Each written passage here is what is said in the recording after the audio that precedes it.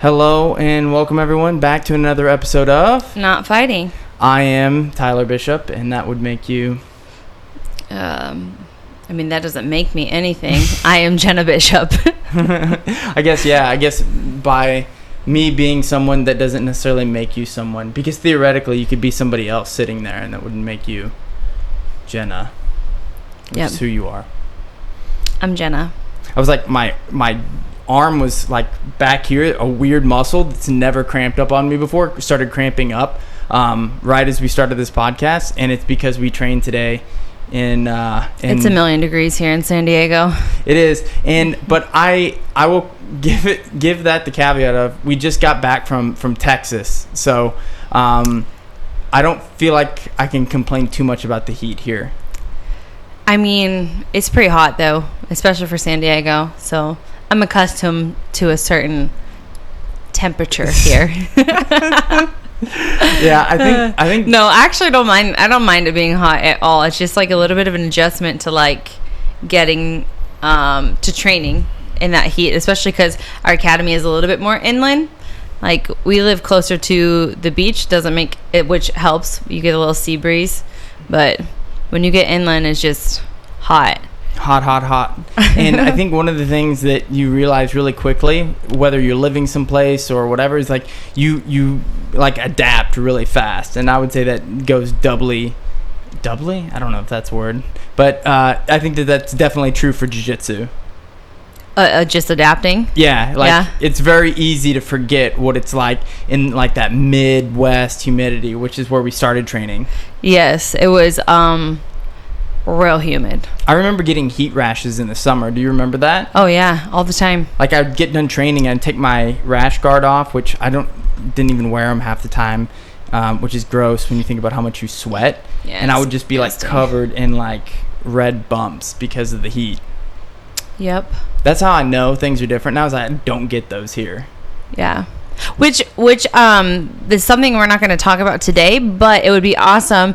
I'm going to post something on my IG and probably you as well about we want to hear your stories, and we'll talk about them on the podcast too, about like some of the worst training conditions you've trained in, you know, whether it be like a weather or just like the gym not being Kempt? Yes, yeah. Or, you know, maybe you just trained like in a garage and it was real nasty and like that was, you know, I don't know. Maybe recently. Yeah. Which we did.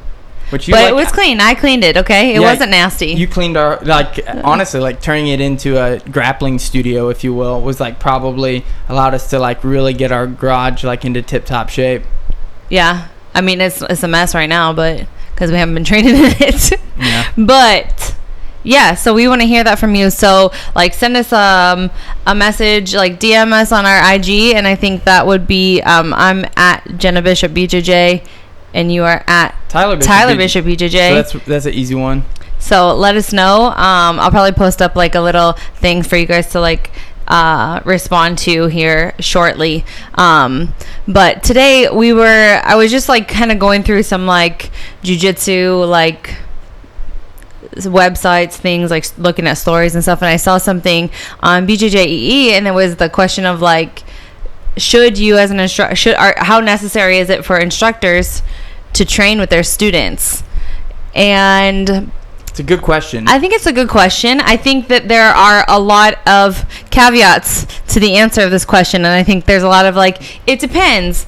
We're brainy intellectuals, so in most questions I feel like our answer is it depends. Yeah, it's true. I feel like that's always like the pointy-headed answer to a question. But I think it's one of those things that if you're a reasonable person, not everything in life is black and white. It doesn't have to be one way or another. And I think that that's something that maybe we get kind of, we stop missing, as you would say, like people don't understand the nuance in anything anymore. And, you know, especially with everything that's going on right now in the world. So we don't want to get into that, but hard pivot into a political podcast. No. I am over that. I don't want to talk about it. I don't want to, I just want to live my life. But I think Like, how do you think it is? How important is it for you to train with your students? So, I guess I'll first approach it as just somebody that has been an instructor, that's taught classes and stuff like that. And so I would say, like, in my ability to evaluate students and just kind of like see them progress and like where they're at and stuff like that, I can learn almost as much watching them roll with other people. Yeah. But it becomes this like whole can of worms, because it's like, I roll with everybody, and because I roll with everybody, I don't necessarily have to roll with you to be able to see, like, these are your flaws. I see you rolling with that person. I know what they're like. Yeah. Because sometimes you might not realize how strong somebody is until you actually roll with them. And if, you know, they're getting bullied around by the strong guy, and you're thinking to yourself, well, you just need to whatever. It's like, have you tried to do that to that guy? He's super strong, you know? Yeah. So I think that, I don't think that it's always necessary, but the one reason that I would say you should, and, you know, you and I have never been owners, like school owners. We've been, you know, like instructors, and we've done it in a leadership role. You know, we've been in those areas where it's like we are giving input on students and their progress, and that for, I guess, promotions and things like that. Jiu-jitsu aunts and uncles. Yes, but it's also one of those things where, you know, we're also, you know, it's not even about, I guess, promoting people. It's about, you know, training with them. So does that help them to get better quicker, you know? Yeah. But I don't think that that's always the case. I think that, you know, a lot of times your students want to train with you, and it's not just because they think it's going to make them better. It's almost like they want your attention, you know? It's like every time I teach a kids class, they're like, if we have an odd number, sometimes I'll pair the kids with one of the helpers just to kind of roll around, and they're like, can I roll with you next? Can I roll with you next? And they always want to roll with me, and I tell them, like, no, kid, already trained today. Well, I always tell them, I'm like, if you ask me to roll, guess what? It's not going to be fun. I'm not going to be playful when we train. So I'll heel hook a 5-year-old.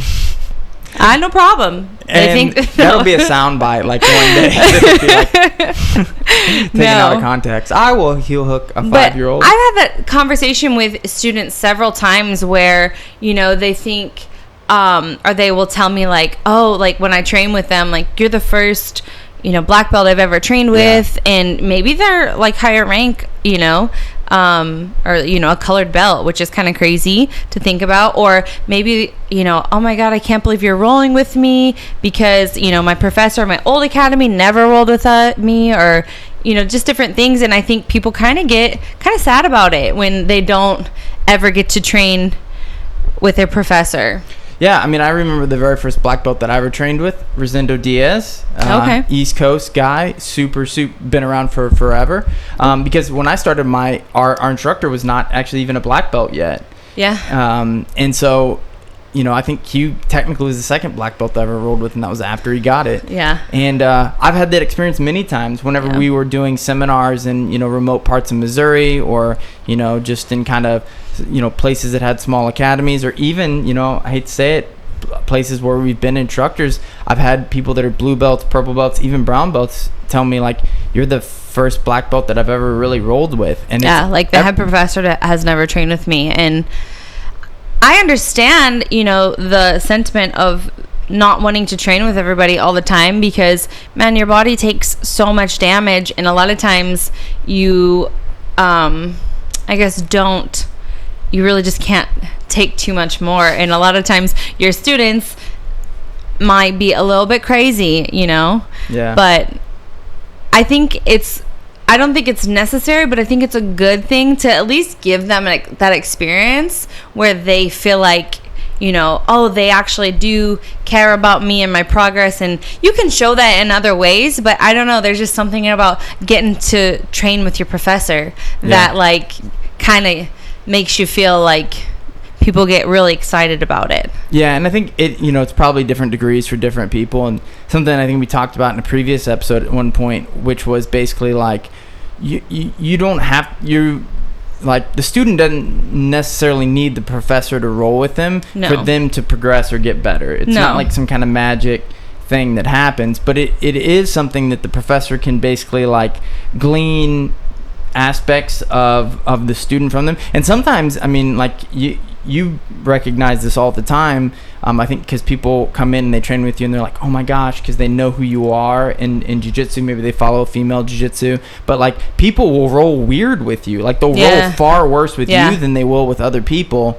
And I see that sometimes just in general, just rolling with, people rolling with me as a black belt, it's like they get in their own head and things like that. But I think that's one of the things too. It's natural for everyone, because I remember, I mean, how many times did I tell you, like, oh my God, I rolled with JW today, my professor in St. Louis, and I'm like, I just messed up everything. He didn't get to see anything that I was doing good. Like, it was just awful. Like, I think I'm terrible, because I would get so nervous to train with him. And then they start thinking like, oh, they already know like what I'm going to do, so they don't even try something. So that's kind of, more detrimental to their progress and to their mindset in some ways. But I think it's not necessary. But if you're not training with your students, you have to be there and present on the mat, like watching them and sparring, so that you can give, coaching and advice, and, put them aside and say, hey, we need to fix this, we need to work on this, whatever. And I've seen, the opposite of that, where it's class, we've had a professor that would come teach class, and then as soon as class was over, or the instruction point of it, like, it was just basically kind of open mat almost every day. And a lot of times he would just be like, hey, can you guys lock up? And then that's it. And like, he would leave. And I remember having people tell us like, man, like, he's never here to watch me train. Like, I don't know, like, if he even, he's going to even, when I'm going to get promoted, or how I'm going to get better. Because I ask him a question, but it's like, he's not even watching me spar. So blah, blah, blah. And that's something that, it's like, you have to, if you're not going to be training with the students all the time, like, you have to be giving them the attention. Yeah, we like totally agree on that. And I think, a good example of that is, there may be an instructor because of, just physically you cannot train very much anymore. I think that's common, especially as guys have been doing jiu-jitsu 20, 30 years. Body takes a toll.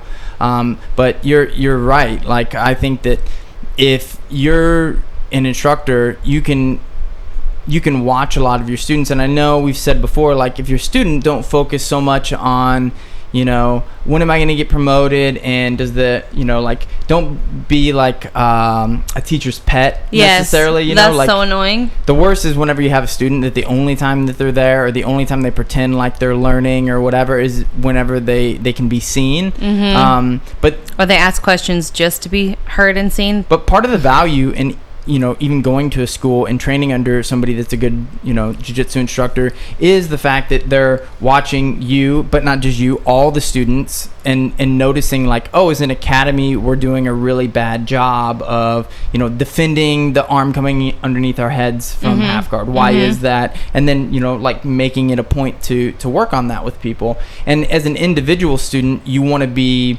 that means that sometimes you get focused on, meaning like the instructor may, notice you. And then sometimes like you're just part of the cumulative whole there. Yeah. And it's not always like, reasonable for the professor to train with everybody either, because it really depends on the situation of like, what does your academy look like? Like, how many students do you have? Like, I think if you have a lot of high ranking upper belts and like a lot of other instructors aside from, you as the main professor of the academy, for sure, like, you're probably not going to train with every single student that walks in the door. It's just, a sheer numbers thing. It would be almost impossible in a lot of scenarios. But that you have to set in place people and professors that are there training, watching, guiding your students, because without that, man, it's like somebody just learning off of YouTube all the time. It's true. And I think that's exactly where I was going to go with it, which is like, you have to have like taught and brought up other like students or instructors that can basically serve as like a proxy for you rolling with the other students, so that they're giving you feedback. You're kind of, what their skills are and people that you can trust. And that's really, really helpful as well. I know the article that you're referring to, Firas Zahabi, who's mostly famous for, being in George St. Pierre's corner more than anything else. No idea how good of a grappler he is or instructor he is. He had some interesting thoughts on it, basically that well, I don't have to train with my students. In fact, it might be a detriment to them because they, might not think I'm giving them my best, or I don't know. But to me, it's one of those things that it's like, that's the wrong reason to not train with your instructors, or you're an instructor not to train with a student. Yeah. I mean, I can think of a billion different scenarios in which I've trained with somebody that's a student or somebody taking a private lesson, and sometimes you let them, you kind of just like see like, what are you gonna do if I do this? Yeah. Are you gonna take advantage of that? Are you give them opportunity to like succeed, and you see if they can do it or fail. Are you trying to do really complicated stuff when there's like really simple stuff right in front of you that's like not just game based, but it's like, hey, like you're sitting here trying to set up a berimbolo and the guy's just giving you like a really simple sweep or something like that. So yeah, I think as an instructor, having other students that you can kind of rely on for that is good. But I think you also have to train the trainers. It's like, for sure. I think about myself, like I'll even train with other black belts sometimes that are getting ready for competition, and I'll be like, you know what, like today, because they're getting ready for a tournament, it's not that I'm going to necessarily back off, but like I'm going to let them play their game. I'm going to let them get the guard pull. I'm going to let them set up the things because that's what they need, right? Like that's being a good training partner. But I think there's an aspect of that as an instructor that you have to have too, and you have to hope that you've embedded that in your instructor so that they can give the students that too, because just getting floored by upper belts is not always like the best learning experience. No, I think, it's like you have to know, like it's something that I think most black belts can kind of like roll to that person's level when you're like instructing. That's like a good thing, is like where you can kind of like keep it where you can let them be competitive, and then you can take it up a notch and really kind of see, or you can like put it down to like let them see success. Because I think that's one things is like, if you're like a really good purple belt in an academy, you're gonna get smashed a lot because all the good people are gonna want to train with you. And I always say that, like that's something I've seen. It's like, you're a good purple belt and you're there training with like all the higher level people. Like they're always going to choose you to be a partner because they're like, oh no, I know that I can get pushed, I can get good work, I'm going to get the right reactions out of this person. Yep. And so I see that happening a lot, but I also see it being like a problem for the purple belts, because I see them kind of getting down on themselves a little bit in certain scenarios where it's like, man, I can't do anything right, I'm like losing all the time. And so when you see that as an instructor, it's definitely good to either make sure you're seeing that and then putting them with people that are below their level or at their level where they can see success, or you can roll with them and put them with professors that can do the same, Yeah. And I think people getting smashed all the time is good for you in a lot of ways, but if it's messing with your mentality, your mindset, then that's when it's detrimental, Yeah, I mean, I think about it sometimes, I've told you this fairly recently where it's like, man, I need to train with some like purple belts because I need to mess some people up because I need to work on basically like snatching stuff that's right there. Because when you start training with other guys that are at your level or really, really high level guys, you get a little bit more gun shy and pulling the trigger on stuff because let's say you pass the guard, like that might be hard and it might be like 1 in 3 rolls you get past a good guy's guard. And so then you're like, I'm not going to like throw a triangle here from side control because I'm not trying to give up this position right now. But you need to be able to do that to have good jiu-jitsu. Yeah, I think there's levels to it, like in there too, I guess. But it's like we've talked about before, like if the idea or philosophy is that you need to train with your instructor because you need to know how good they are, or they need to show you how good they are, it's the wrong idea. That's not the reason why you're training with your students, I think, in most cases. And we talked about this in an episode about black belts or something, where it's like, if you're a white or blue belt, like realistically, you probably don't know the difference. You know, like you could train with 10 black belts and be like, they're all really good. And it's like, yeah, but those 10 black belts could be dramatically far apart in skill level. Yeah, it's true. It's really true. I think there's also something I was thinking about too, where it's like, it might not always be beneficial for you to train with the professor that's there. I mean, I've had a lot of good high level like instructors around me, but for me, or like, let's say I'm not like the smallest of women, but let's say you have a woman that's like 100 pounds, and then you as a professor are like 8 feet tall and 300 pounds. Hodger. Like, is there a lot? I mean, for sure you could probably flow with them, but there's nothing realistic about that match where, because you having the skill and being the bigger person doesn't really like lean itself to like a realistic scenario for them getting better, you know? Yeah, I mean, I think you have a good example of that. I mean, it's like training with the kids, like you mentioned earlier, where it's like, you know, you training with a child doesn't matter if they're like a 12 or 13-year-old. Like, it's... I mean, some 12 or 13-year-olds... It's true. Let's calm down here. But, yeah, I think, you know, for the most part, it's like not realistic to them for what it's going to be like. And then for, you know, kids jiu-jitsu, there is definitely this point wherever kids start being like, that kid's an adult. Yes. But like kids jiu-jitsu is just different. It's like they do different things. They get away with certain things. You know. Yeah. And it's a scenario where it's like, I am not going to just smash a child to prevent them from doing something. Like if they're like, I've seen some. If they're like 7, fair game. 8 and up, fair game. 7 and below. That kid asked me to roll. They were asking for it. No, I think, you know, if you have, I guess if you're watching this and you're like, oh, my professor doesn't train with me, and my professor, or like, I feel like they're not giving me the right attention or whatever, and you're feeling some type of way about it, then for sure you should find a place that fits your goals, where it's like you're in a gym that you're not feeling like you're progressing, or you're not feeling like there's anybody there helping you progress, then that's the bigger problem. But if you like, then just, oh, my professor doesn't roll with me, well, it's like, that's not always, you know, necessary. But so you should kind of maybe like check your own motive of like why you want that, like, you know, or, you know, always like trying to get private lessons if you really want their time. Buy private time. That is true, especially at a larger academy. I think, you know, don't mistake, you know, that advice for the instructor should be giving you like attention.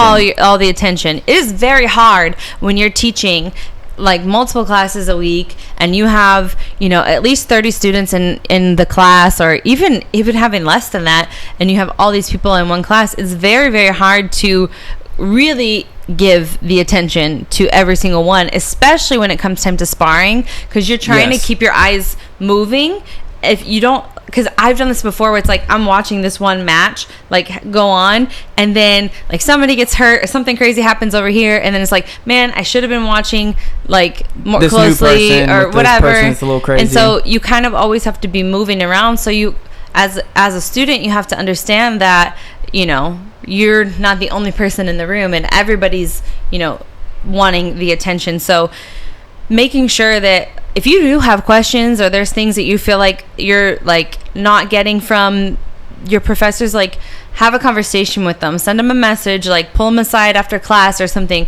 Before class, during class is not the right time, but like after class, I'm sure if you're in a good place, like you'll have that ability to talk to your professors and, you know, really like voice your opinion of like, what, like I'm needing this, I'm needing that, whatever, you know. So I think, and I think most instructors too, you know, they dedicate class time, or will ask if you have any questions, and especially if the question is related to something that they've shown recently. I think that's fair game. And you know, like closed mouths don't get fed. I forget how the saying goes, but it's basically like, you know, I don't know, I'm not old. Don't expect an instructor to like proactively give you the knowledge, or I guess like engage with you if that's not something you're actively like pursuing. And and you know, you brought up a really good point, which is, you know, a lot of times when I would teach classes, I would try not to roll because I wanted to watch everybody. For sure. You know, and I would say you want to have a mix where, you know,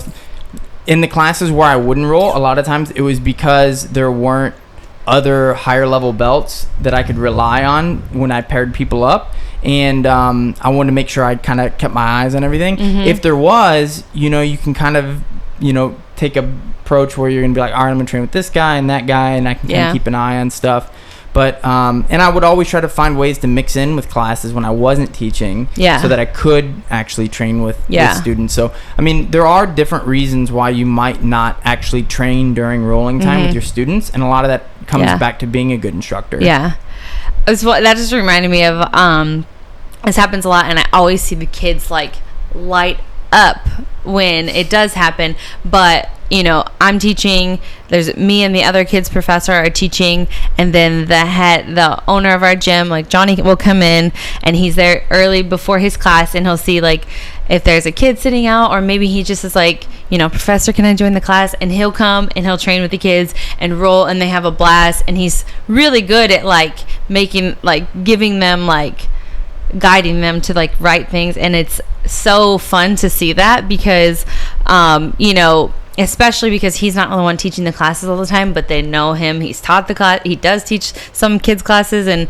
then they're like, oh, like, you know, it's master, like, you know, he's the guy, and he's training with me, like getting that attention. And so those are the things that I'm like, if you're a professor out there, like remember that, like remember how excited you were if you got to train with a black belt, or how excited you were when your professor gave you the attention and things like that. So because it's very easy to get caught up in just like the routine, and you're just going through the motions, and it's something that I myself have to like check myself out of all the time, because you get tired from your own training, or you get tired from the day, and it's like how many classes you're teaching or whatever else that's going on, and you're just going through the motions. And it's important to like make sure, like, this is a job and people are paying you for a service. You should be delivering and like making a good experience for everybody. And I think if you can take yourself out of it and just like make sure, because most our students are going to be hobbyists, they're not going to be competitors. So the most important thing to me is like, you need to make sure that they're all having a good time on the mat. Yeah, no, I agree with that 1,000%. And progressing at the same time. And you brought up Johnny Faria, and I actually think he does a stellar job. Like, there's so many things that you can kind of probably glean. And this isn't just saying like, oh, our academy is the best. I mean, I've been around. I mean, it is. I've been around a lot, and I think that, you know, and it's not like he's been this way forever. He's learned a lot of things and figured out things that work really well. Like, a good example is like, when I hear the word belt test, I kind of cringe a little bit. Yeah. But he sort of does that, but not in the way that most people would think. Like, he will actually give someone a semi-private class, just kind of check the things that they know before he gives them belts. And like, think about a great practice of like, you know, before you give somebody a belt, you know, all skills aside, you know, like giving that person, you know, the attention to be able to say like, this is what you need to fix here, this is what you need to fix there, so that their jiu-jitsu's, you know, they have the confidence in whatever belt they're gonna get. And I think that's incredible. I mean it really is. And I feel like I've learned a lot, you know, and I feel like I'm continuing to learn on like how to be a good instructor and stuff, watching some of these other great people, you know, I've seen and trained with, and especially like now being under Johnny, like I feel like, you know, he does a really good job where it's like his energy and everything is always on point. And I think if you have those things, if you're then, you know, training with the students isn't always going to be the most necessary thing. And in if fact, you're doing everything right. Yeah, it might be the lazier thing in some cases too, where it's like, you know, just show up and train. I mean, I'll like put this person on blast because it's not negative. But I remember a long time ago, we were both purple belts. Jeff Glover, we were both going to do a private lesson with him. He was in St. Louis, and it was probably the first time I think we ever met Jeff. But we showed up, and he had to do more private lessons that day, and he's like, you guys did the seminar, you know, like, and he was just kind of like, man, do you just want to roll around? And I was like, yeah, I do. Yeah. Like, that is exactly what I want. Yeah. More than anything. And so we just like rolled around, and that was the easiest thing for him. He just didn't want to take the energy to like teach another lesson in the day or whatever. Teaching takes a lot out of you. And so, you know, but for us at that time, like, that was perfect. Like, we wanted that. But, you know, sometimes just training isn't necessarily the best thing for all the students, or even a single student. And I think if we were to summarize this topic into one thing, you know, does a black belt or a professor need to train with their students to be like a good instructor, or is it required? And the answer is not always, probably sometimes, but the thing that is required all the time is engagement. Yes. I think that's a perfect summary. Because if you think about it, you know, you describe Professor Johnny and other good instructors, it's like, that job looks hard. When you really zoom out and you see all the things that they're doing, they're engaged. They're teaching classes. They're, you know, doing... Especially when you're the owner of the gym. Yeah. Because I'm just a professor. Like, I just get to show up, teach classes, and go, you know? And that's a lot easier, but it's still challenging.